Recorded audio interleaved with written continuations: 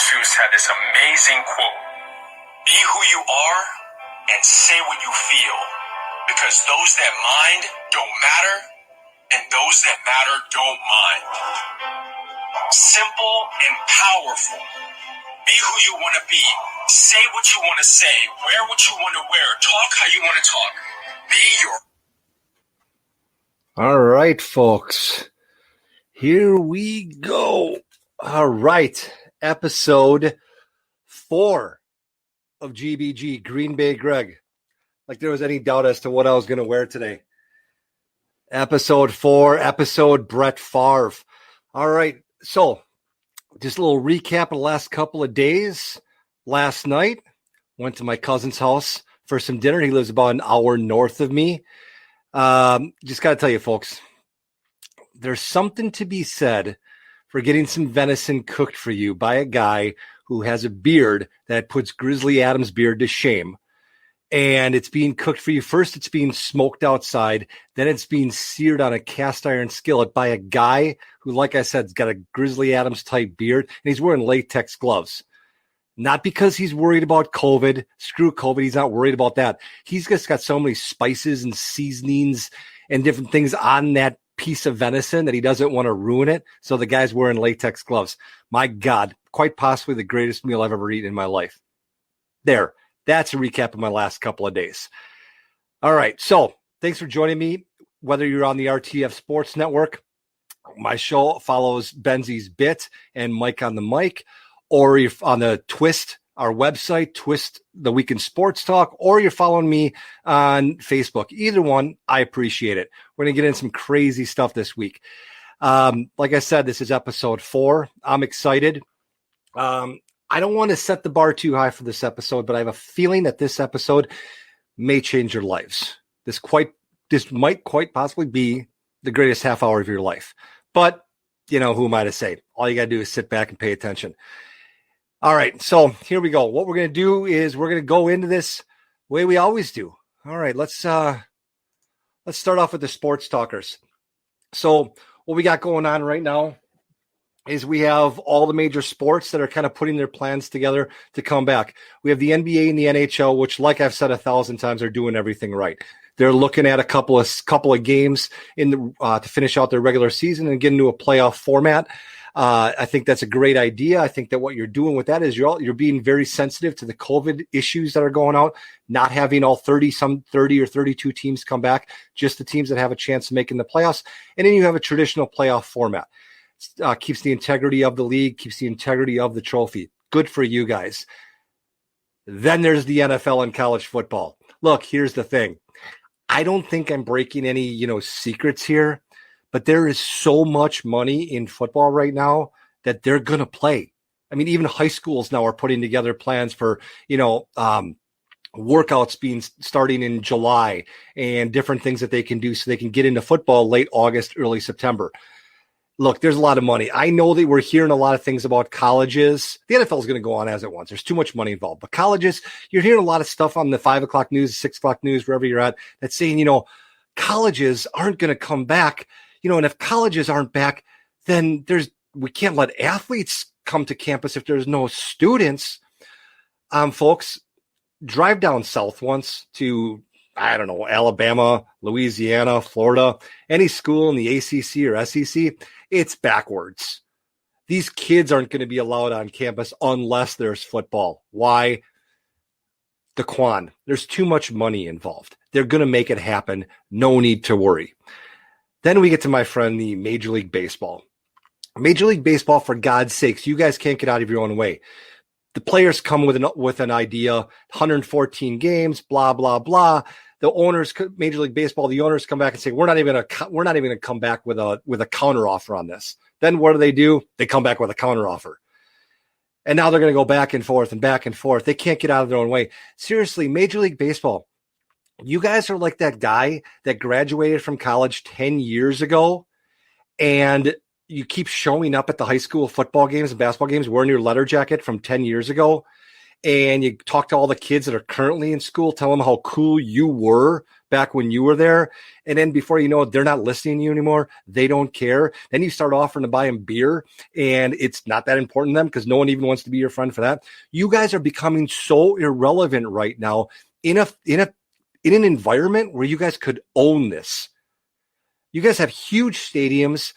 People are coming back. You can have people outside, maybe at 25%, 50%, but you guys just can't get out of your own way. Sorry, folks, but you guys just cannot get out of your own way. So you know what? It is what it is. So moving on. Next one, NASCAR. Next, NASCAR, whose fans are extremely, from the South. Most of their fan base is from the South. I don't think anyone's going to deny that. And we're talking about the South, where they still fly Confederate flags. So what did they do yesterday at their event? They have a moment of silence.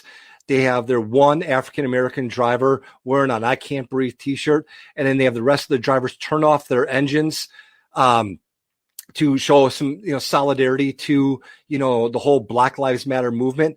Amazing. You guys hit it out of the park. And I want to use the phrase "you hit it out of the park" because it doesn't seem like baseball is going to be doing any of those anytime soon. But seriously, NASCAR, you guys hit the nail on the head. Nicely done. Brought a lot of awareness where it needed to be without being too excessive. And not, you didn't have your poster child single black race car driver. He was just one of the guys, and that was amazing. Nicely done, NASCAR. All right. We're going to move on. You're better than that. All right. Golf.com put out a tweet which simply said, peak Tiger or peak versus peak Rory. And it was a poll. They wanted people to vote on whether or not they believed who was a better golfer, Tiger in his prime or Rory McIlroy in his prime. Thank goodness that, golf.com came back and said, we need a mulligan on this one. You have a guy who's the career money winner. He's tied for the most wins of all time. One of the two greatest golfers of all time in Tiger Woods. And lo and behold, he also happens to be 50% African American. And the other 50% of him is also a minority too. He's Asian. So you had an opportunity to profile him. How about you say Tiger and who could compete best in their peak during Tiger's peak?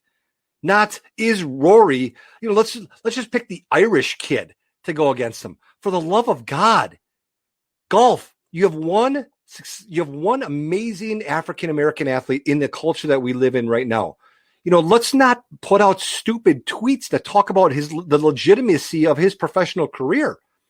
For God's sakes, I wouldn't even put Rory McIlroy in this generation as the top guy in his peak. I think Brooks Koepka has had a hotter high or a higher high than Rory did. But that's beside the point. It doesn't even matter. Dude, seriously, guys, get out of your own way. All right, we're moving on. We got a lot to cover. So we're moving on to the GBG moment of Zen. And what we're going to talk about today, kids, is credibility. And the two examples I'm going to bring up are Drew Brees and James Dolan. These two people are a complete juxtaposition of each other. On one hand, you have Drew Brees, who led the campaign to save, New Orleans, Louisiana, and help rebuild them from a social standpoint after Katrina. And in years after the rebuilding had gone on, they win the Super Bowl. Drew Brees had built up so much credibility that when he sent out a message the other day, which said, not to quote, but to paraphrase, that he cannot understand anyone who would kneel or disrespect the flag. And he started talking about his grandparents who fought in World War II, and it was all about disrespecting the flag to kneel. And then some players got a little heated, but other players said, hey, Drew, take a step back. It's not about disrespecting the flag. It's about bringing awareness to this issue. Then Drew Brees comes back essentially and says, got it. I understand. So it was this simple. Here's the thing is what the African-American athletes and the white athletes, everyone who's, part of this movement is now saying is, look, before the game, this is the only time we have to have our voices heard, or this is the only time we have to do our protest, which is during the national anthem. I'll get in that another day. Personally, with everything going on right now, I think it'd be appropriate if there was not maybe a moment of silence, maybe something where everyone takes a knee to bring awareness to this. I think it's that important. And on the other hand, you have James Dolan. James Dolan, who is the owner of the New York Knicks and by extension, owner of Madison Square Garden, can't do anything right. Dude, the one thing you have done right, from what I understand, you do hire a lot of minorities. Sometimes to a fault. You brought Isaiah Thomas back more times than you should have. But here's the thing. You have thrown your franchise, one of the staples of the NBA, one of the cornerstones of the NBA. You flushed that entire franchise down the toilet. You've kicked Charles Oakley, one of the best players from the 80s and early 90s from your franchise, kicked him out of your arena. Why? Because he didn't get along and then you started butting heads with Spike Lee because he didn't want to go into the correct door. You know what, James Dolan? Stay off this one. You don't need to make a comment. I mean, granted, I understand that it was a comment that you made to MSG staff talking about how you treat people by the character of their, you judge them by their character, not by the color of their skin. I get it, and I agree with you. I think it was a great message. I read the whole thing, but you know what? It's not you've lost all credibility with people. You're like a guy who has 2 DUIs, 13 speeding tickets, and a couple of disorderlies, and you want to go into the DMV and start teaching a class on driver safety. Slow down a little bit. You're not the right guy. So anyway, the point is that when you're Drew Brees, you can say something in a public forum, and then people are going to come back and say, whoa, take a step back. That's not what we meant. And then you turn around and then you apologize for it, and then you gain an understanding. Or you can be James Dolan and just have no flipping clue what's going on, and you just start mouthing off, and you look like even more of a fool. So that's my moment of zen. Credibility. Kids, that's our word of the day. It's credibility. Next, we're going to go outside the arena, and what we're going to talk about is the Black Lives Matter movement. This is really important to me. And just like it's not just me, obviously, it's everybody. This is an important thing going on. I live in a suburb of Minneapolis, where all of this started. And I want to keep this kind of into, a sports framework, and I want to stay under, the idea that, we want to keep this as a sports show. So what I want to talk about is Colin Kaepernick. Colin Kaepernick it's kind of going on 4 years ago. He started to kneel down. He was the one who started this whole movement and kneel down during the national anthem.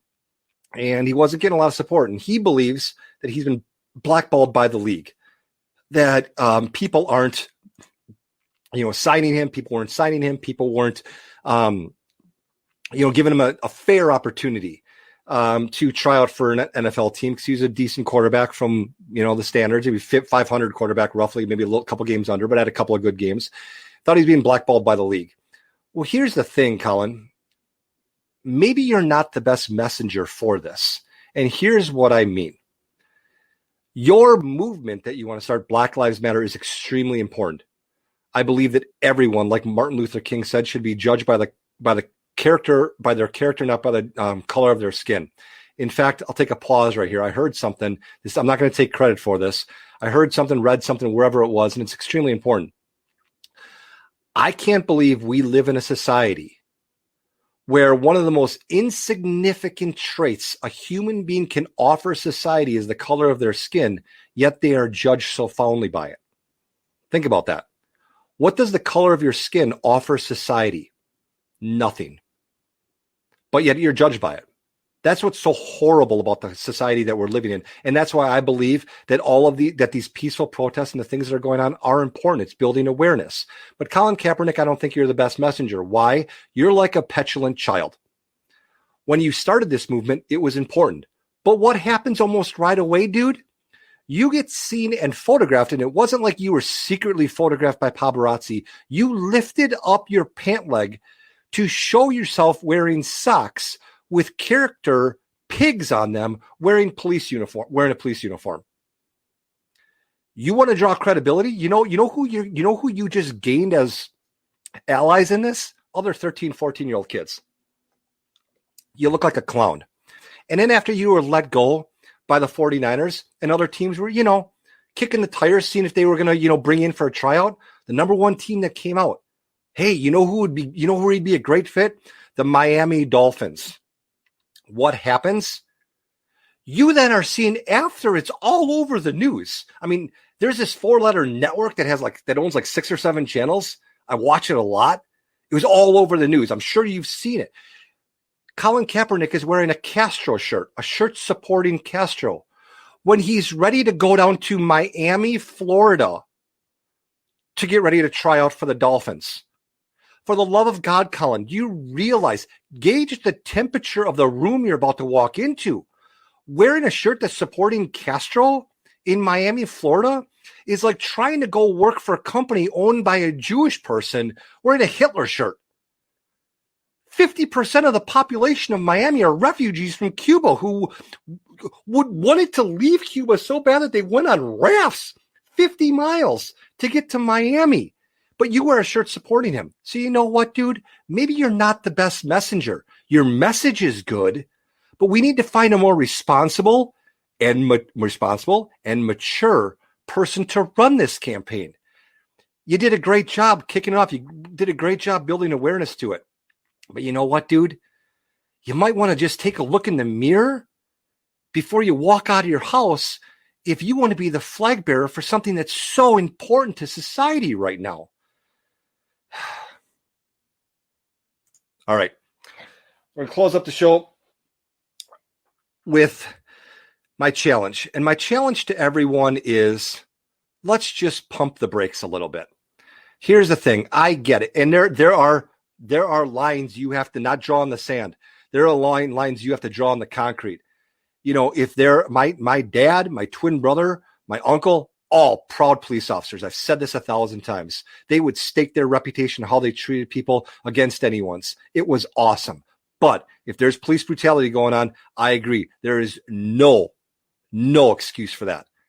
But when we start to go down the rabbit hole here, right now, Iowa is being criticized because their strength and conditioning coach, what's his name here? Chris Doyle is being scrutinized for, the way he treated certain players. Some of those players were African-American. Well, here's the thing. I've met a lot of strength and conditioning coaches. A good friend of mine happens to be a strength and conditioning coach. I also am the son of a football coach. So I grew up with football coaches around me all the time. There's one thing that's universally understood in the sports arena from a coach's relationship with his players, the good ones at least. If they yell at you, it means they care about you. If you're not being yelled at, probably don't care about you. They don't care if you succeed or not. But if they're yelling at you, encouraging you, whatever the case is, that means they care about you. And strength and conditioning coaches, here's all they care about. There's one thing that they care about. They don't care about the color of your skin. They don't care how long your hair is. They don't care how much money you have. They don't care who your girlfriend is. They don't care anything other than, can you help our team win? You could be a leprechaun that's green. And if you can catch kick a field goal 55 yards and no one else in the team can, you're going to be the kicker for the team. If you're the best athlete, it doesn't. Strength and conditioning coaches do not care what skin color you are. They don't care what language you speak. They care if you can help their team win. Now, if this guy, this Chris Doyle from Iowa, if it turns out that he was, maybe being unfair towards African-American athletes versus white athletes, treating them unfair to a point where it went against everything I just said, then yes, there needs to be an investigation. There is an investigation. If they find that out, then yeah, he needs to suffer the repercussions. But for the love of God, let's just pump the brakes. Not everyone and everything that's going on in society over the past, 10 years, 15 years, 20 years is because white people don't like black people. It might just be that this guy might just be an asshole to all of his players. And that's how he drives his players. He didn't exactly get the job last week. He's been there for a while. But like I said, that's why I say pump the brakes. Let's let the story come out. If he acted like this to everyone, then the university needs to say, hey, is this the way we want our kids motivated? If he just treated black players unfairly, then yes, then he needs to lose his job. But if what he's been doing works and the player's like, you know what, I'm a better person for it, I'm a more disciplined athlete for it, I'm a more disciplined human being for it, then you know what? Maybe it's the right thing and we're just getting a little too excited about every little situation. Stick with the focus. Folks, I'm out of time. I really appreciate this entire time that I had. Episode 4 is in the books. Once again, follow us on the RTS Sports Network, on Twist, The Week in Sports Talk, on Facebook, my show, Green Bay Greg, the one that comes before me, Benzie's Bit, the one before that, Mike on the Mic, or the main show where you get all three of us clowns together, Twist, The Week in Sports Talk. Thanks a lot, folks. Have a great week.